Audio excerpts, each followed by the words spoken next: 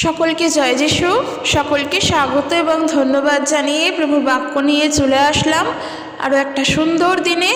প্রত্যেকটা দিনের মতন আজকের আরও একটা সময় আমরা প্রভুতে পেয়েছি। প্রভুকে সেই কারণের জন্য ধন্যবাদ দিই এবং প্রত্যেকজনকে অসংখ্য ধন্যবাদ দিই যে তোমরা প্রত্যেক দিন আমার সঙ্গে আছো এবং তোমরা প্রত্যেক দিন আমার থেকে ঈশ্বরের বাক্য শুনছো। প্রভু তোমাদের প্রত্যেকের জীবনকে আশীর্বাদযুক্ত করুক। তিনি তোমাদের প্রত্যেক চাহিদাকে, প্রত্যেক ইচ্ছাকে প্রভু পূরণ করুক। তো চলো আজকের ভিডিও শুরু করি। আজকের যে বিষয় নিয়ে আলোচনা করব তা হলো আমাদের প্রার্থনা কি ঈশ্বর শোনেন। এই বিষয় নিয়ে আজকের আলোচনা করব। তো আজকের এই বিষয় নিয়ে আলোচনা করব, এই যে বললাম যে আমাদের প্রার্থনা কি ঈশ্বর শোনেন, এর মানে এটা নয় যে আমরা যে প্রার্থনা করছি সেই কথা ঈশ্বর শুনতে পান কি না। এর মানে হলো যে আমরা যে প্রার্থনা করি তা কি ঈশ্বরের কাছে পৌঁছায়, অর্থাৎ ঈশ্বরের কাছে যাচ্ছে। কারণ মানুষ ঈশ্বরকে পাওয়ার জন্য বিভিন্ন পথ ধরেছে, মানুষ ঈশ্বরকে খোঁজার জন্য বিভিন্ন রাস্তার মধ্য দিয়ে খুঁজছে, তারা বিভিন্ন মাধ্যম দিয়ে ঈশ্বরকে পেতে চাইছে। তো আমরা যে প্রার্থনা করি, প্রভু যিশুর নামেতে প্রার্থনা করি, সেই প্রার্থনা কি ঈশ্বর শোনেন? আজকের বিষয় হলো এটাই। কারণ মনে হতেই পারে যে এক একজন এক একটা পথ ধরে হাঁটছে ঈশ্বরের কাছে যাওয়ার জন্য। বিভিন্ন মানুষ তার নিজের নিজের পথ অনুসারে, নিজের নিজের কালচার অনুসারে, নিজের নিজের ট্র্যাডিশন অনুসারে নিজের পথ ধরে নিজেরা হাঁটছে। আর সেই জায়গায় আমরাও একসময় কারোর পথের দিশারি ছিলাম, আমরাও একসময় কাউকে অনুসরণ করেই ঈশ্বরকে পেতে চাইতাম। কিন্তু আমরা সেই জায়গার থেকে এখন আমরা সরে এসে প্রভু যিশুর পথে এসেছি। আশা করি বুঝতে পারছো। বিশেষ করে আমরা যারা হিন্দু কালচারের, আমরা হিন্দু ট্র্যাডিশন, হিন্দু কালচারের মধ্যে রয়েছি, সেই হিন্দু কালচারের মধ্যে থেকেই ঈশ্বরকে পাওয়ার জন্য আমরা তো 33 কোটি দেবতার আরাধনা করতাম। ঈশ্বরকে খুঁজে পাওয়ার জন্য তো আমরা সেই পথের অনুসরণকারী ছিলাম, সেই পথ ধরেই আসছিলাম। শুধু আমরা হিন্দু বলে নয়, আরও যারা অন্যান্য ধর্মের মধ্য থেকে এসেছো, প্রভু যিশুকে জেনেছো, তাদের ক্ষেত্রেও তাই। একসময় তো তারাও ঈশ্বরকে পাওয়ার জন্যই সেই পথ দিয়ে অনুসরণ করত। কিন্তু কেন প্রভু যিশুকে জানলো? আরও বাকি যারা ছিল তারা তো সবাই তাদের নিজের পথ ধরেই হাঁটছে, তাহলে প্রভু যিশুকে জানার কি দরকার ছিল? এই যখন প্রশ্ন আসে, মানুষ তখন বলে আমার ভালো লেগেছে তাই আমি যিশুর কাছে যাই, আমার ভালো লাগে, ওর ভালো লাগে তাই আমি যিশুর কাছে যাই। এই কথাটা মানুষ বলে। তবে হ্যাঁ, এই কথাটা একদম সত্য কথাই বলে। কোনো কাজের প্রতি যদি আমাদের মনই না বসে, আমাদের যদি ভালোই না লাগে, তবে কি আর আমরা সেই কাজ করি? কারোর বাড়িতে ঘুরতে গিয়ে যদি তাদের মানুষগুলোকে ভালোই না লাগে, দ্বিতীয়বার কিন্তু আমরা সেই বাড়িতে যাওয়ার জন্য আনন্দে থাকি না, হয়তো যেতেই চাই না। সেই রকমই ভালো লেগেছে বলেই আমরা দ্বিতীয়বার চার্চে যাওয়ার জন্য পা বার করেছি। প্রথমে গিয়েছি, ভালো লেগেছে তাই আমি 2 বার যাব, ভালো লেগেছে আমি 3 বার যাব। এই যে ভালো লাগছে তাই আমি বারবার যেতে চাই। এই যে ভালো লাগাটা সকল ক্ষেত্রে বলবো না, বিশেষ করে ঈশ্বরের বিষয়, প্রভু যিশুকে জানার বিষয়, এই যে ভালো লাগা, এই ভালো লাগাটা কিন্তু নিজের থেকে আসে না। এই ভালো লাগা তোমার মধ্যে ঈশ্বর দেন। এই যে প্রভুকে জানার জন্য যে তোমার ইচ্ছা, তোমার যে আগ্রহ, এই যে তোমার আত্মা আগ্রহী ঈশ্বরকে জানার জন্য, প্রভু যিশুকে জানার জন্য, এই আত্মা প্রভু দিয়েছেন, এটা নিজের থেকে আসেনি। সেই কারণের জন্য আমাদের যে ভালো লাগে, এই ভালো লাগাটা প্রভুরই জন্য। আর আরও একটা মূল বিষয় কি, ঈশ্বর যদি আমাদেরকে মনোনীত না করতেন, ওই যে প্রভু যিশু যদি বেছে না নিতেন, আমরা দ্বিতীয়বার মণ্ডলীতে যেতাম না। প্রভু যিশুই যদি মনোনীত না করতেন, আমরা দ্বিতীয়বার চার্চে যেতাম না, প্রার্থনা করতে বসতাম না। তাই আমাদের ভালো লাগার থেকেও বড় বিষয়, প্রভু আমাদেরকে মনোনীত করেছেন বলে আজকে তাকে আমরা জেনেছি। কারণ আমরা জানি যোহন লিখিত সুসমাচার তার 15 অধ্যায় 16 পদ ঈশ্বরের বাক্য কি বলছে। সেখানে প্রভু বলছেন, তোমরা যে আমাকে মনোনীত করিয়াছ এমন নয়, কিন্তু আমি তোমাদিগকে মনোনীত করিয়াছি, আর আমি তোমাদিগকে নিযুক্ত করিয়াছি যেন তোমরা গিয়া ফলবান হও। এখানে একটা বিষয় বলি, মানুষ বলে যে আমি সবাইকে বিশ্বাস করি, সবাই একজন, অর্থাৎ একজনই, তার বিভিন্ন বিভিন্ন রূপ, এক একজন এক এক পথের, এক একজন এক এক ধর্মের, এক একজন এক এক মাধ্যমের, কিন্তু সবাই একজন, এই কথা মানুষ বলে।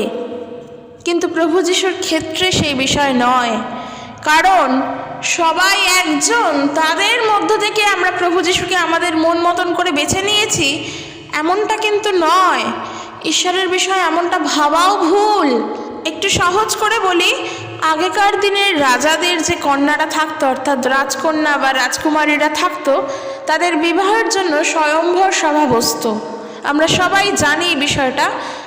বিভিন্ন রাজ্যের বিভিন্ন প্রান্ত থেকে, বিভিন্ন জায়গা থেকে রাজকুমারদের আনা হতো। রানীর যাকে পছন্দ, রাজকুমারীর যাকে পছন্দ হতো, সেই 1000 জনের মধ্য থেকে একজনকে বেছে নিত, তার সঙ্গে তার বিবাহ হতো। এই হলো স্বয়ম্বর সভা।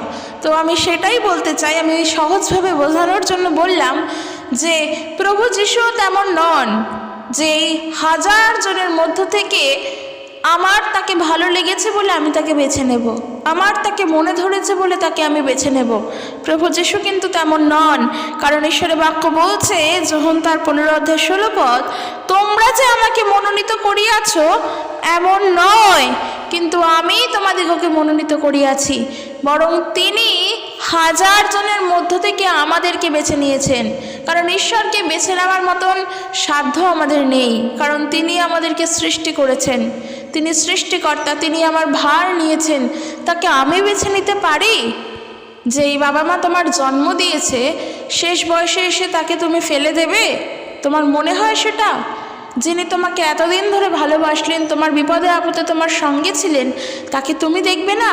তোমার কি সত্যি এত বড় স্পর্ধা আছে যে তুমি তোমার বাবা মাকে ছেড়ে দেবে? ঈশ্বরের ক্ষেত্রেও তাই, তিনি আমাদেরকে বেছে নিয়েছেন, আমরা তাকে বেছে নিইনি। তাই এটা মনে করো না যে প্রভু যিশু সকলের মধ্যেই একই রকম, অর্থাৎ সকলেই যেমন প্রভুও তেমন। একেবারের জন্য না, একেবারের জন্য না। মানুষ এই নিয়ে অনেক তর্ক বিতর্ক করে। কোনো তর্ক বিতর্ক আমি করতে চাই না, কোনো তর্ক বিতর্ক আমি করব না। কিন্তু আমাদের একটা জিনিস জানতে হবে, একটা জিনিস মাথায় রাখতে হবে, সকলেই এক হলেও প্রভু যিশু সকলের মতো নয়। তিনি একজনই, তিনি এক এবং অদ্বিতীয়, তাহার তুল্য আর কেহই নাই। সকলে হতেই পারে এক, কিন্তু তাদের সঙ্গে প্রভু যিশুকে অন্তত আমরা যেন গুলিয়ে না ফেলি। তিনি একজন, তিনি একাই, তার আর কাউকে দরকার নেই, তার 1000 রূপেরও দরকার নেই, তার 1000 হাতেরও দরকার নেই, তার 1000 অস্ত্রশস্ত্রেরও দরকার নেই, তার 1000 শক্তিরও দরকার নেই। তিনি একজন, তিনি সর্বশক্তিমান, তার উপরে আর কেউ নেই। তো আমি ওটাই বলছি, আমরা যেন এটা মনে না করি যে প্রভু যিশু তিনি আমাদেরকে বেছে নেননি, বরং তাকে আমরা বেছে নিয়েছি। এই স্পর্ধা আমরা যেন না দেখাই। কারণ আমরা যখন বলবো যে আমরা প্রভু যিশুকে বেছে নিয়েছি, তার মানে ব্যাপারটা ওই রকম হয়ে গেল যে আমার ভালো লাগে বলেই আমি যাই। আজকের আমার যদি ওখানে যেতে ভালো না লাগে, তাহলে আমি যাব না, তাহলে আর প্রভু যিশুকে আমি বিশ্বাস করব না। মানে আমার ভালো লাগার উপরে নির্ভর করে কখনো ঈশ্বর চলেন না, এটা মাথায় রাখতে হবে। এই ছোট ছোট বিষয়গুলো আমাদের মনে রাখতে হবে, ঈশ্বরের বিষয়, প্রভু যিশুর বিষয়। কারণ আমরা যখন সবার সঙ্গে তাকে গুলিয়ে ফেলি, এই জিনিসগুলোই আমাদের মনে করিয়ে, বারবার মনে করিয়ে দেয় যে প্রভু একজন, তার মতন আর কেউ নেই। অর্থাৎ প্রথম বিষয় আমি যেটা বললাম যে তিনি আমাদেরকে বেছে নিয়েছেন, আমরা তাকে বেছে নিইনি। আমাদের সুবিধার জন্য আমরা তাকে সৃষ্টি করে নিইনি। কিন্তু আজকের মানুষকে দেখো, যারা ঈশ্বরকে পরিত্যাগ করে, যারা ঈশ্বরের কাছ থেকে ছুটে গিয়ে, ঈশ্বরের কাছ থেকে বিচ্ছিন্ন হয়ে গিয়ে নিজের সুবিধার জন্য, নিজের ইচ্ছার অনুযায়ী, নিজের ভালোর জন্য কাউকে একটা বানিয়ে নিয়ে তাকে ঈশ্বর বলে তার সেবা করছে, আর প্রভু যিশুকে তার সঙ্গেও গুলিয়ে ফেলছে। আজকের আমার বিষয় কি ছিল যে আমাদের প্রার্থনা ঈশ্বর শোনেন কিনা, অর্থাৎ আমাদের প্রার্থনা ঈশ্বরের কাছে যায় কিনা। কেননা আমরা প্রভু যিশুকে বিশ্বাস করি, আমরা প্রভু যিশুর পথের অনুসরণকারী, তাই আমরা প্রভু যিশুর কাছেই প্রার্থনা করি। তাহলে আমাদের প্রার্থনা কি ঈশ্বর শোনেন? কারণ সবাই বলছে আমার পথ দিয়ে গেলে ঈশ্বর আছে, খালি আমরাও বলছি যে যিশুর পথ দিয়ে গেলে ঈশ্বর আছে। তাহলে সত্যি এত মানুষের এত কথায় আমরা কি সত্যি ঈশ্বরকে বুঝতে পারছি? এই বিষয় নিয়ে ভিডিও বানানোর পরও তোমরা অনেকে হয়তো আমাকে কমেন্ট করে বলতেই পারো যে আমি আমার নিজের ধর্ম প্রচার করছি, আমি আমার নিজের কথাই শেয়ার করছি, আমি নিজের কথাই বলছি, এটাই আমার কাজ। অনেকে তোমরা আমাকে বলতেই পারো যে আমি তো আমার কথাই বলবো, সবাই সবার নিজের কথাই প্রতিষ্ঠা করতে চায়। কিন্তু একেবারের জন্যই সেটা নয়। প্রভু যিশুর কথা আমরা যখন প্রচার করি তখন আমরা নিজের ধর্মকে নিজের ইচ্ছা অনুযায়ী নিজের ইচ্ছাকে আমরা প্রতিষ্ঠা করতে পারি না। কারণ আবারও বলবো, প্রভু যিশু কেন সবার থেকে আলাদা? কারণ শাস্ত্র বলছে, যে কেহ তাহাতে বিশ্বাস করে সে বিনষ্ট না হয় কিন্তু অনন্ত জীবন পায়। তোমার যদি ইচ্ছা হয় তুমি শোনো, বিশ্বাস করো। তোমার যদি ইচ্ছা না হয়, তোমাকে আমি জোর জবরদস্তি করে বিশ্বাস করাতে চাই না। সেটা আমার শাস্ত্র, সেটা আমার ঈশ্বর আমাকে শিক্ষা দেন না। তো ওই জন্যই প্রভু যিশু আবারও সবার থেকে আলাদা, যে জোর জবরদস্তি করে কখনো যিশুর নাম প্রচারিত হয় না। যদি কোথাও হয়ে থাকে জানবে সেখানে ভুল শিক্ষা হচ্ছে, কারণ সেখানে বাইবেলের শিক্ষা অনুসারে কখনোই প্রচার হচ্ছে না। বাইবেল কখনো বলছে না মানুষের কাছে গিয়ে জোর করে করে যিশুর কথা বলো।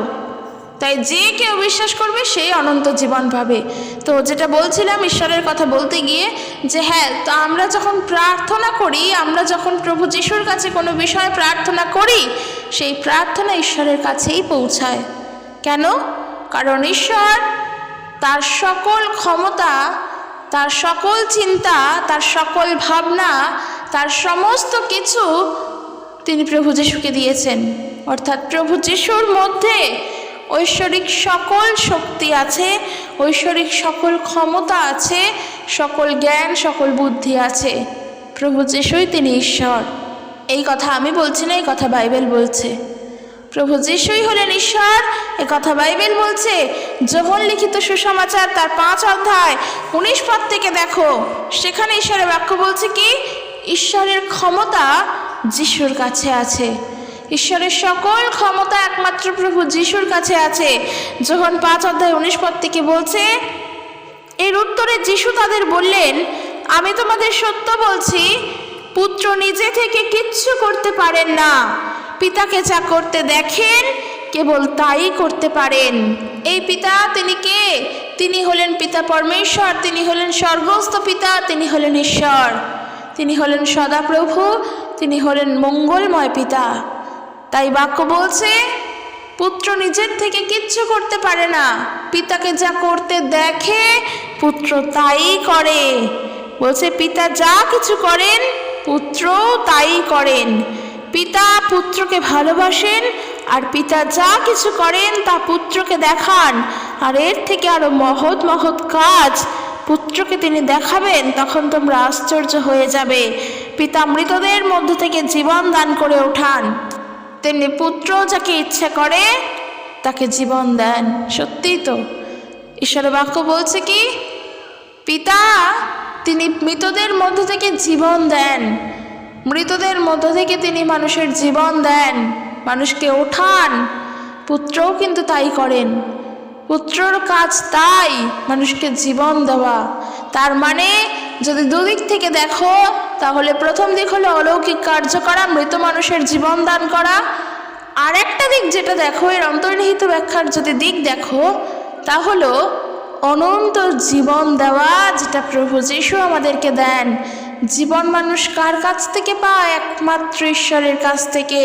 মানুষ যখন হাঁপিয়ে ওঠে, যখন সে পরিশ্রান্ত হয়ে পড়ে, তখন সে ঈশ্বরের কাছে এসে কাঁদে, তখন সে ঈশ্বরের কাছে নত হয়, তখন সে প্রার্থনা করে যে আমি আর পারছি না, আমাকে জীবন দাও। ওই যে জীবন, সেই জীবন কে দেন? সেই জীবন ঈশ্বর দেন। পুত্রর কাজও কিন্তু মানুষকে জীবন দেওয়া, আর সেই জীবন হলো অনন্ত জীবন, যে জীবনে মানুষ গেলে আর কোনো দিনের জন্য তার মৃত্যু হবে না, বরং সে মৃত্যু থেকে, মৃতদের মধ্য থেকে সেই জীবন পেয়েছে। এই জীবন অনন্ত জীবন, এই জীবন দেন ঈশ্বর, এই জীবন দেন প্রভু যিশু।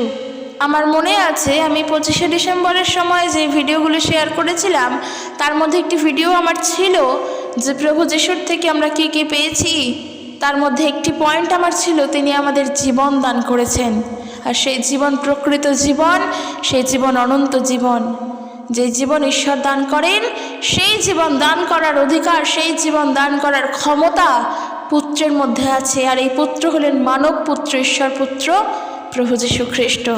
আর দেখো 24 পদে বলছে কি, আমি তোমাদের সত্যি বলছি, যে কেউ আমার কথা শোনে আর যিনি আমায় পাঠিয়েছেন তার উপরে বিশ্বাস করে, সে অনন্ত জীবন লাভ করে এবং সে অপরাধী বলে বিবেচিত হবে না।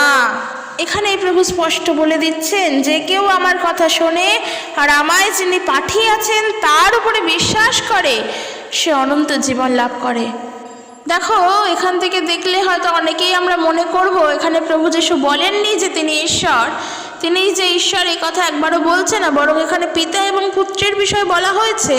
হয়তো আমাদের শুনলে দেখলে এরকমটাই মনে হতে পারে, কিন্তু যখন এর অন্তর্নিহিত ব্যাখ্যা আমরা পড়ব তখনই আমরা বুঝব। কারণ যেমনটা 24 পদে বলছে যে কেউ আমার কথা শোনে আর যিনি আমায় পাঠিয়েছেন তার উপরে বিশ্বাস করে সে অনন্ত জীবন লাভ করবে। অনন্ত জীবন তো আমরা পেয়ে গিয়েছি, তাহলে আমরা কাকে বিশ্বাস করে অনন্ত জীবন পেয়েছি? প্রভু যিশুকে বিশ্বাস করে, কারণ আমরা জানি তিনি হলেন ঈশ্বর, তিনি আমাদেরকে সেই অনন্ত জীবন দান করতে পারেন, কারণ তিনিই হলেন অনন্ত জীবন। কারণ তার বাক্য বলছে আমি পথ সত্য জীবন, আমার মধ্য দিয়ে না আসলে কেহ পিতার নিকটে আইসে না। তো তিনি যে জীবন, এ কথা তিনি নিজেই বলছেন, আর আমরা তাকে বিশ্বাস করেই সেই জীবনের অধিকারী হয়েছি। তো আমরা এটা তো প্রভু যিশুর বিষয় দেখলাম, এবং ঈশ্বরের বিষয়ে কি বলছেন? তিনি বলছে আর যিনি আমায় পাঠিয়েছেন তার উপরে বিশ্বাস করে সে অনন্ত জীবন লাভ করে। আমরা জানি না যে প্রভু যিশুকে কে পাঠিয়েছেন? প্রভু যিশুকে স্বর্গস্থ পিতা পাঠিয়েছেন। তো হলো না প্রভু যিশু এবং ঈশ্বর একজনই? কারণ আমরা তো অনন্ত জীবন তার থেকেই পেলাম। উত্তর আসলে বলবো কার থেকে? বলবো ঈশ্বরের থেকে, প্রভু যিশুর থেকে। তিনিই তো হলেন ঈশ্বর। তাই আমাদের কথা প্রভু যিশুর কাছে যখন পৌঁছায়, সেই কথা ঈশ্বরের কাছেই পৌঁছায়। এর ব্যাখ্যা দিতে গেলে মানুষ হয়তো বলবে আমি অনেক ভুলভাবে ব্যাখ্যা দিচ্ছি, কি আমি অনেক জল মেশানো কথা বলছি। ওই যে বললাম, যে বিশ্বাস করবে সে জীবন পাবে, আর যে বিশ্বাস করতে চাইবে না তাকে আমরা ঈশ্বরের উপরে রাখবো, তাকে ঈশ্বর বুঝে নেবেন। কিন্তু জোর জবস্তি করে আমি তোমাকে স্বীকার করাবো, আমি তোমাকে প্রচার করাবো, বা জোর জবস্তি করে আমি তোমাকে বোঝাবো যে না এটাই সত্য, এইভাবেই ঈশ্বর, এইভাবেই তিনি, জোর জবস্তি করে বোঝানোর আমার কোনো প্রয়োজন নেই। যা সত্য তা চিরকালীন সত্য, সে আমি জোর করে বললেও তা সত্য থাকবে, আর আমি যদি জল মিশিয়েও বলি তাহলে সত্য সত্যই থাকবে। বরং আমি যদি ভুল বলি তাহলে আমার ভুলের, আমার কথা বলার হয়তো বিচার হবে, কিন্তু যদি ঈশ্বরের বিষয়ে যা বলবো তা যদি সত্য থাকে তাহলে চিরকাল তা সত্যই থাকবে। সে আমার কথায় জল মেশানো থাক, চাই আমি তোমাকে জোর করে বলি, যাই হোক না কেন। তাই যেটা ঠিক সেটা আমি জানি, যেটা সত্য সেটা আমি জানি, তাই আমি সেই বিষয়ে কখনোই কাউকে জোর করে বলতে চাই না। অন্তত প্রভু যিশুর বিষয় তো নয়, কারণ প্রভু যিশু হলেন সত্য। তিনি ছিলেন, তিনি আছেন, তিনি চিরকাল থাকবেন, তিনি একই রকম, তিনি ঈশ্বর, তিনি অপরিবর্তনীয়, তার কোনো পরিবর্তন নেই, তার বাক্যের কোনো পরিবর্তন নেই, তার প্রেমের কোনো পরিবর্তন নেই। তিনি আগে যা ছিলেন তিনি এখনও তাই, চিরকাল তিনি তাই থাকবেন। তাই তাকে প্রচার করার জন্য জোর জবস্তি করে বোঝাবো, জোর করে করে মানুষের কাছে গিয়ে ঈশ্বরের বিষয়ে জানাবো, এমন মানুষ আমি নই। কিন্তু হ্যাঁ, যখন প্রভু যিশুর নাম প্রচার করব তখন আমার সেই কথার মধ্যে জোর থাকবেই।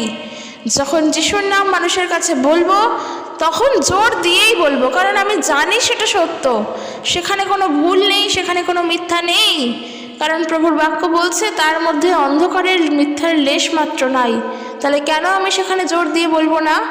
যা সত্য আছে তা আমি জোর দিয়েই বলবো, কিন্তু কোনো ক্ষেত্রে আমি জোর জবস্তি করব না। এটা শুধু আমার জন্য নয়, আমি সকল বিশ্বাসী ভাই বোনদের জন্য বললাম যারা যিশুর নাম একে অপরের কাছে প্রচার করো। জোর জবস্তি করে কখনো প্রভু যিশুকে প্রচার করতে যেও না, কিন্তু তুমি যখন যিশুর বিষয়ে বলবে তখন তোমার কথার মধ্যে যেন জোর থাকে, কিন্তু জোর জবস্তি করে তাদেরকে বলতে যেও না। তো যেটা বলছিলাম যে আমাদের প্রার্থনা ঈশ্বর শোনেন কি না, তো প্রথম যেটা দেখলাম কি, তার মধ্যে ঐশ্বরিক সকল ক্ষমতা তত্ত্ব আছে, তিনি আমাদের প্রকৃত জীবনদাতা ঈশ্বর। তাহলে আমাদের প্রার্থনা যখন প্রভু যিশুর কাছে করছি, অর্থাৎ শেষে যখন বলি এই প্রার্থনা যিশুর নামেতে চাই, অর্থাৎ ওই প্রার্থনা আমাদের গ্রহণযোগ্য হয় যখন আমরা লাস্টে বলছি এই প্রার্থনা যিশুর নামেতে চাই, এই কথা বলে যখন প্রার্থনা শেষ করি তবে সেই প্রার্থনা গ্রহণযোগ্য হয়। কার কাছে গ্রহণযোগ্য হয়? ঈশ্বরের কাছে গ্রহণযোগ্য হয়। কখনো এখানে আমরা কিছু আলাদা করতে পারবো না। যদি না আমরা প্রভু যিশুর নামেতে প্রার্থনা করি তবে সেই প্রার্থনা ঈশ্বরের কাছে পৌঁছায় না। এবং উত্তরও দেখো, প্রার্থনা যখন ঈশ্বরের কাছে করি, প্রার্থনার উত্তর তো তিনিই দেন, কিন্তু যখন বলছি এই প্রার্থনা যিশুর নামেতে চাই, সেই উত্তর কিন্তু যিশুই দিচ্ছেন। উত্তর একজনের থেকেই আসছে, তিনি হলেন ঈশ্বর। তাই আমরা যখন প্রার্থনা করি, সেই প্রার্থনা ঈশ্বর শোনেন আর তার উত্তর ঈশ্বরই দেন। যেন না ভাবি যে আমরা ভুল পথে চলছি, এমন চিন্তা যেন না আসে যে এত মানুষ তো এত পথ ধরে চলছে, তাহলে আমরা যিশুর পথ ধরে চলছি, যিশুই কি একমাত্র ঈশ্বর, যিশু ছাড়া কি আর সত্যিই কেউ নেই, তাহলে এত মানুষ কি ভুল চলছে? এই প্রশ্নগুলো আমাদের মনে আসে। তখন মনে আসতেই পারে যে একসময় তো আমরাও অন্য পথেই ছিলাম, তাহলে যিশুর পথে হাসলাম কেন? তাহলে প্রভুর পথে কি আছে? কিংবা এমনও মনে হতে পারে যে আমার জায়গায় আমি ভালো ছিলাম, এখানে এসেও তো সেই একই রকম, কোথায় আর ঈশ্বরকে পেলাম? এই যে আমরা ঈশ্বরকে কোথায় পেলাম, যীশু খ্রিস্টতে বিশ্বাসী হয়েই যদি এই প্রশ্ন করি, তাহলে তো আমাদের প্রশ্ন সেই ফিলিপের মতন হয়ে যাচ্ছে। দেখব আমরা যোহন লিখিত সুসমাচার তার 14 অধ্যায় 7 পদ থেকে পড়ি। সেখানে দেখো কি বলছে। প্রভু যীশু বলছেন, যদি তোমরা আমাকে জানিতে তবে আমার পিতাকেও জানিতে, এখন অবধি তাহাকে জানিতেছ এবং দেখিয়াছ। ফিলিপ তাহাকে কহিলেন, প্রভু যীশুর এক শিষ্য ফিলিপ, তিনি প্রভু যীশুকে বলছেন, প্রভু, পিতাকে আমাদের দেখান, তাহাই আমাদের যথেষ্ট। ফিলিপ বলছে যে প্রভু, ঈশ্বরকে আমাদের দেখা দিন, তাহলেই আমাদের জন্য যথেষ্ট। ওই যে বললাম, ওরকম প্রশ্ন হয়তো আমাদের মনেও আসতে পারে যে যিশুকে জানছি, কোথায় আর ঈশ্বরের দেখা পেলাম? এমন প্রশ্ন আমাদের মনে আসতেই পারে, এমন ভাবনা আমরা ভাবতেও পারি। আবার অন্যান্য সময় আমরা বিভিন্ন ভিডিও দেখি, বিভিন্ন ঐশ্বরিক জ্ঞানের ভিডিও দেখি, বিভিন্ন ধর্মের মানুষের ভিডিও দেখি, তারাও এরকম অনেক কিছু প্রচার করে যে ঈশ্বরকেই যদি দেখা না পাই, ঈশ্বরকেই যদি জানতে না পারি, তাহলে আর কি লাভ হলো হাজার পথের মধ্য দিয়ে গিয়ে। কথাটা কিন্তু ঠিকই। আর ঠিক তখনই মনে হয় যে তাহলে আমরাও তো যিশুর পথেই আছি, কোথায় আর ঈশ্বরের দেখা পেলাম? এই প্রশ্নটা ঠিক ফিলিপের মতন হয়ে যায়। যোহন তার 14 অধ্যায় 7 পদ থেকে পড়ো, খুব ইম্পর্টেন্ট পদ, সেখান থেকে পড়ো। দেখো ফিলিপ প্রভু যিশুকে বলছেন, প্রভু, পিতাকে আমাদের দেখান, তাহলেই আমাদের যথেষ্ট। ফিলিপ সে নিজে বলছে যে আমাদের কাছে ঈশ্বরের প্রকাশ করুন, আমাদের কাছে ঈশ্বরকে দেখান, আমাদের জীবন তাতেই যথেষ্ট। দেখো এরপর প্রভু যীশু তাহাকে বলিলেন, ফিলিপ, এতদিন আমি তোমাদের সঙ্গে সঙ্গে আছি, তথাপি তুমি আমাকে কি জানো না? যে আমাকে দেখিয়াছে সে পিতাকে দেখিয়াছে। তুমি কেমন করিয়া বলিতেছ, পিতাকে আমাদের দেখান? প্রভু যীশু বলছেন, যে আমাকে জানে, যে আমাকে দেখেছে, সে আমার পিতাকেও দেখেছে। যে আমাকে দেখে সে পিতাকে দেখে। অর্থাৎ আমার মধ্যেই পিতা, পিতার মধ্যেই আমি আর আমার পিতা আমরা একজন। এ কথা প্রভু বলছেন, আমি আমার পিতা একজন। তিনি বলছেন যে আমার পিতা বলে আলাদা কেউ নেই, কিংবা আমি বলে আলাদা কেউ নেই, একজন, তিনি হলেন ঈশ্বর, তিনি হলেন প্রভু যীশু। এরপর দেখো এখানে প্রভু বলছেন যে এতদিন ধরে আমি তোমার সঙ্গে আছি, তারপরেও তুমি বলছো যে পিতাকে আমাদের কাছে দেখান। তখন প্রভু বলছেন, দেখো, এতদিন আমি তোমাদের সঙ্গে সঙ্গে আছি, তথাপি তুমি কি আমাকে জানো না? যে আমাকে দেখিয়াছে সে পিতাকে দেখিয়াছে। তুমি কেমন করিয়া বলিতেছ, পিতাকে আমাদের দেখান? তুমি কি বিশ্বাস করো না যে আমি পিতাতে আছি এবং পিতা আমাতে আছেন? আমি তোমাদিগকে যে সকল কথা বলি, তাহা আপনা হইতে বলি না, কিন্তু পিতা আমাতে থাকিয়া আপনার কার্য সকল সাধন করেন। তিনি বলছেন, আমার কথায় বিশ্বাস করো যে আমি পিতাতে আছি এবং পিতা আমাতে আছেন। ওই যে বললাম, প্রভু যীশুই হলেন ঈশ্বর, প্রভুর মধ্যে ঈশ্বর, ঈশ্বরের মধ্যেই প্রভু। প্রভু যীশুকে আলাদা করে প্রচার করা যায় না, ঈশ্বরের নাম প্রচার করা। প্রভু যীশু কিন্তু ঐশ্বরিক কার্যই করতেন, ঈশ্বরের সেবা কার্যই করতেন। ঈশ্বরকে জানানোর জন্যই তো এই পৃথিবীতে তিনি আসলেন, যেন মানুষের সম্পর্ক ঈশ্বরের সঙ্গে পুনরায় স্থাপিত হয়। সেই জন্যই তো প্রভু যীশু, তিনি যে সকল কার্য করে গিয়েছেন, ঐশ্বরিক বিষয়ে যা বলেছেন তাই বিশ্বাস করো। তাই বিশ্বাস করা মানেই ঈশ্বরের বাক্যকে বিশ্বাস করা, প্রভু যীশুর কথাকে বিশ্বাস করা মানেই ঈশ্বরকে জানা। তাই এমন দ্বন্দ্বময় প্রশ্ন, এমন বিতর্কিত প্রশ্ন, এমন ভুল প্রশ্ন, আমি বলবো না এটা ভুল প্রশ্ন নয়, এটা সঠিক প্রশ্ন, কিন্তু বিতর্কিত বিষয় যেন আমাদের মধ্যে না আসে, যে যিশুর পথে এসেও আমরা ঈশ্বরকে পাইনি। এরকম অবিশ্বাস, সন্দেহযুক্ত প্রশ্ন যেন প্রভু যীশু খ্রিস্টতে এসে না হয়, কারণ তখনই তোমাদের মনে করা উচিত ফিলিপও কিন্তু প্রভু যীশুকে এই কথাই বলেছিলেন, আর তার প্রত্যুত্তরে প্রভু যীশু বলেছেন, আমি পিতাতে আছি, পিতা আমাতে আছে। অর্থাৎ যে প্রভু যীশুকে জানে সে ঈশ্বরকে জানে, কারণ এই জগতে থেকে কোনো কাজ প্রভু যীশু নিজের ইচ্ছায় করেননি। ঈশ্বর যা চেয়েছেন প্রভু যীশু তাই করেছেন। ঈশ্বরের ইচ্ছা প্রভুর মধ্য দিয়েই পূর্ণ হয়েছে। বহু যুগ পূর্ব থেকে, বহু আগে থেকে ঈশ্বরের ইচ্ছা মানবজাতিকে উদ্ধার করার, সেই ইচ্ছা তিনি খ্রিস্টের মধ্য দিয়ে পূর্ণ করলেন। প্রভু যীশু খ্রিস্ট মানবজাতির উদ্ধারকর্তা হয়ে আসলেন। তাই বাইবেল যখন পড়বো, বাইবেল বুঝে শুনে পড়বো। বাইবেল পড়া মানে গল্পের বই পড়া নয়। প্রত্যেকটা লাইনে ঈশ্বরের বাক্যের মিনিং রয়েছে, প্রত্যেকটা বাক্য মানে বুঝে পড়তে হবে। তাই বোকার মতন প্রশ্নও যেন আমাদের মধ্যে না আসে যে আমাদের প্রার্থনা ঈশ্বর শোনেন কিনা। বোকার মতন ভাবনাও যেন আমরা না ভাবি যে যিশুর কাছে এসে কি সত্যি আমরা ঈশ্বরকে পেয়েছি।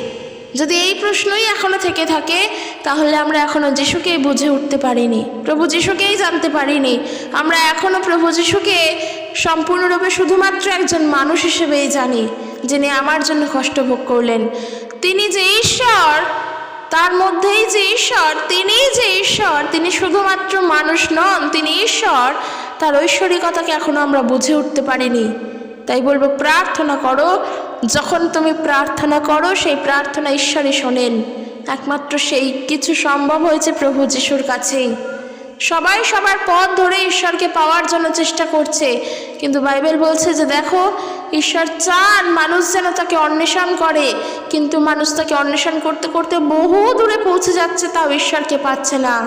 কিন্তু একটা বিষয়, ঈশ্বর এত দূরে নন, ঈশ্বর আমাদের অনেক কাছে। তিনি আমাদের কাছের ঈশ্বর, তিনি আমাদের দূরের ঈশ্বর নন, তিনি আমাদের সামনে। তাকে ধরার জন্য তাকে বুঝতে হবে, তাকে বিশ্বাস করতে হবে। যদি আমরা দেখি প্রেরিতদের কার্য তার 17 অধ্যায় 24 পদ, সেখান থেকে দেখো সাধু পৌল তিনি কি বলছেন। তিনি বলছেন, ঈশ্বর যিনি জগৎ ও তন্মধ্যস্থ সমস্ত বস্তু নির্মাণ করিয়াছেন, তিনি স্বর্গের ও পৃথিবীর প্রভু। সুতরাং হস্তনির্মিত মন্দিরে তিনি বাস করেন না। বলছে কোনো কিছুর অভাব প্রযুক্ত মনুষ্যদের হস্ত দ্বারা তিনি সেবিতও হন না। তিনি সকলকে জীবন ও শ্বাস ও সমস্ত কিছুই দিতেছেন। আর তিনি এক ব্যক্তি হইতে মনুষ্যদের সকল জাতিকে উৎপন্ন করিয়াছেন, যেন তাহারা সমস্ত ভূতলে বাস করে। তিনি তাহাদের নির্দিষ্ট কাল ও নিবাসের সীমা স্থির করিয়াছেন, যেন তাহারা ঈশ্বরের অন্বেষণ করে, যদি কোনো মতে হাতড়িয়া হাতড়িয়া তাহার উদ্দেশ্য পায়। অথচ তিনি আমাদের কাহারও হইতে দূরে নহেন, কেননা তাহাতেই আমাদের জীবন, গতি ও সত্তা। খ্রিস্টতেই আমাদের জীবন, খ্রিস্টতেই আমাদের গতি, খ্রিস্টতেই আমাদের সত্তা। প্রভু যীশু খ্রিস্ট না থাকলে ঈশ্বরকে জানতাম না। প্রভু যীশু খ্রিস্ট মনোনীত না করলে ঈশ্বরকে বুঝতাম না। প্রভু যীশু খ্রিস্ট এই পৃথিবীতে না আসলে ঈশ্বরের সঙ্গে আমাদের সম্পর্ক স্থাপিত হতো না। খ্রিস্ট আছেন তাই আমরা ঈশ্বরকে জানি, খ্রিস্ট আছেন মানে ঈশ্বর আছেন। আমাদের কাছে ঈশ্বরের বিষয়ে প্রভু যীশুই খ্রিস্ট বলেছেন। তাই আমরা যখন প্রার্থনা করি, আমাদের মধ্যে যেন এই দোমনা, এই সন্দেহমনা, এই দ্বিমত যেন না থাকে যে আমাদের প্রার্থনা ঈশ্বর শোনেন কিনা। যদি কখনো কেউ প্রশ্ন করে যে তুমি ঈশ্বরকে দেখেছো, প্রভু যীশুকে তো বিশ্বাস করো, কিন্তু ঈশ্বরকে কি দেখতে পেয়েছো, উত্তর যেন আমাদের তরফ থেকে হ্যাঁ যায়। কারণ এটা জোর জবরদস্তি করে বলছি না, এটা আমি বাক্য পড়ে বুঝে আমি তোমাদেরকে বলছি। কারণ প্রভু যীশু তিনি নিজে বলছেন যে আমাকে জানে সে পিতাকে জানে, আমি পিতাতে এবং পিতা আমাতে আছে। তাই আমরা যখন প্রভু যীশুকে বিশ্বাস করেছি মানে আমরা ঈশ্বরকে জানি। প্রভু যীশুকে দেখেছি মানে ঈশ্বরকে জানি। প্রভু যীশুর বাক্যই হলো ঐশ্বরিক বাক্য। কারণ এত কিছুর পরে একটা শেষ পথ, যা না পড়লে হয়তো বা যা না বললে হয়তো সম্পূর্ণ হয় না এই বিষয়। ঈশ্বরের বাক্যর দ্বারা, ঈশ্বরের মুখনিসৃত বাক্যের দ্বারাই পৃথিবী সৃষ্টি হয়েছে। এই আকাশ, বাতাস, জল, গাছপালা, পশু পাখি সব কিছু সৃষ্টি হয়েছে। আর বাক্য বলছে সেই বাক্য, যেই বাক্যের দ্বারা জগৎ সৃষ্টি, সেই বাক্য পরবর্তীকালে এসে মাংসে মূর্তিমান হয়ে পৃথিবীতে প্রবাস করিলেন। তাহলে যেই বাক্যের দ্বারা পৃথিবী সৃষ্টি হলো, সেই বাক্য মাংসের রূপ ধরলো, মাংসের মূর্তিমান হলো, মাংসের রূপ ধরলো। পৃথিবীতে আসলেন, তিনিই হলেন ঈশ্বর। আর আমরা জানি আদি পুস্তকে জগৎ সৃষ্টি হয়েছিল ঈশ্বরের বাক্য থেকে। সেই বাক্যই কিন্তু আমাদের মধ্যে আসলো, সেই বাক্যই হলেন প্রভু যীশু খ্রিস্ট। তাই প্রভু যীশু খ্রিস্টকেও আলাদা করে প্রচার করা সম্ভব নয়। খ্রিস্টকে যদি প্রচার করতে হয় আমরা ঈশ্বরের বাক্য প্রচার করি। খ্রিস্ট কোনো সেই রূপের নয় যে আমরা তাকে প্রচার করব। ঈশ্বরের এক ইচ্ছা, এক অভিপ্রায় হলেন খ্রিস্ট, তাকেও আলাদা করে প্রচার করা সম্ভব নয়। এই বিষয়গুলো আমাদের জানতে হবে যে কেন প্রভু সবার থেকে আলাদা, এই জিনিসগুলো জানতে হবে। ঈশ্বর অনেক সূক্ষ্ম, অনেক সাধনার জিনিস মানুষ বলে না, একদমই তাই। ঈশ্বরের অনেক সূক্ষ্ম বিষয়, তার চিন্তাধারাগুলো করতে গেলে আমাদের এই সূক্ষ্ম ভাবনাতেই ভাবতে হবে। সহজেই তাকে ভাবা যায় না, সহজেই তাকে বোঝা যায় না। কিন্তু মানুষ আজ বিতর্কিত থাকে, তর্ক বিতর্ক করে, একে অপরের সঙ্গে বিভিন্ন বিষয় নিয়ে তর্ক করে, সেই বিষয়ে যাচ্ছি না। কিন্তু এটা জেনে রাখো, যখন তুমি প্রার্থনা প্রভু যিশুর কাছে করছো, তার মানে তুমি ঈশ্বরের কাছে প্রার্থনা করছো। তোমার প্রার্থনা ঈশ্বর শুনছেন, কারণ উত্তর সদাপ্রভু থেকে আসছে। সদাপ্রভু আমাদের উত্তর দেন, যোগানদাতা ঈশ্বর, তিনি যোগান দেন। আমরা প্রভু যিশুর নামেতে প্রার্থনা চাই। এরপরে আর এত সুন্দর বিষয়ের পরে আর কিছু হতেই পারে না আমাদেরকে শান্ত করার জন্য। তাই যারা যারা প্রভু যিশুকে জানে তারা ঈশ্বরকে জেনেছে, যারা প্রভু যিশুকে বুঝেছে তারা ঈশ্বরকে বুঝেছে, তাদের আর অন্য কিছুরই দরকার নেই। এটা মাথায় রাখতে হবে। আর আমরা যখন প্রার্থনা করি যেন দোমনা হয়ে প্রার্থনা না করি যে এই প্রার্থনার উত্তর ঈশ্বরের কাছে যাচ্ছে কিনা, কিংবা এই প্রার্থনা আমরা ঈশ্বরের থেকে পাবো কিনা। হ্যাঁ, আমরা তা প্রভু ঈশ্বরের থেকেই পাবো, যিনি সর্বশক্তিমান ঈশ্বর। তিনিই আমাদের সব কিছু দেন, তিনিই আমাদের সব কিছু দেবেন। তাই আমাদের উচিত প্রভুতে সম্পূর্ণরূপে বিশ্বাস করা। যারা প্রভুকে জানে না তাদের কাছে গিয়ে প্রভুর কথা বলা এবং তাদেরকে জানানো ঈশ্বরের বিষয়, তারাও যেন বুঝতে পারে, তারাও যেন জানতে পারে, তারাও যেন বিশ্বাস করে। আর যে বিশ্বাস করবে না তাকে আমরা জোর জবরদস্তি করব না, জোর করে তাকে বিশ্বাস করাতে যাব না। কারণ ঈশ্বরের বিষয় জানানো জোর করে নয়। ঈশ্বর আছেন, ছিলেন, থাকবেন, তিনি সত্য। সত্য চিরকালীন, সত্য কখনো ভুল হয় না, সত্যর কখনো মিথ্যা হয় না, সত্য সত্যই থাকে। তাই আমাদের জোরপূর্বক বলতে হবে, কিন্তু জোর জবরদস্তি করলেই যে তা ভুল হয়ে যাবে, বা আমি জোর জবরদস্তি না বললে সত্য মিথ্যা হয়ে যাবে, এমনটা নয়। তাই সকল কিছু মাথায় রাখবো এবং প্রভুর বিষয়ে আমরা সত্যভাবেই মানুষের কাছে বলবো। তো চলো আজকের ভিডিও এখানে শেষ করছি। ভিডিওটি কেমন লাগলো জানিও, যদি বুঝতে পেরে থাকো অবশ্যই জানিও, এবং একটা লাইক করে দিও, আর ভিডিওটি অবশ্যই শেয়ার করে দিও। কারণ ওই যে বললাম, বিতর্কিত বিষয়গুলো নিয়ে মানুষের সঙ্গে দ্বন্দ্ব বেঁধে যায়। তাদেরকে আমরা বিতর্কিতভাবে বলবো না, কিন্তু তাদেরকে আমরা শোনাবো, তাদেরকে জানানোর চেষ্টা করব। তাই অবশ্যই ভিডিওটি শেয়ার করে দিও আর কমেন্ট করে জানিও কেমন লাগলো। ঈশ্বর তার আপন বাক্যের দ্বারা প্রত্যেককে আশীর্বাদ যুক্ত করুক। সকলে সুস্থভাবে থাকো, খ্রিস্টের সঙ্গে যুক্ত থাকো। জয় যিশু, প্রেজ দ্য লর্ড।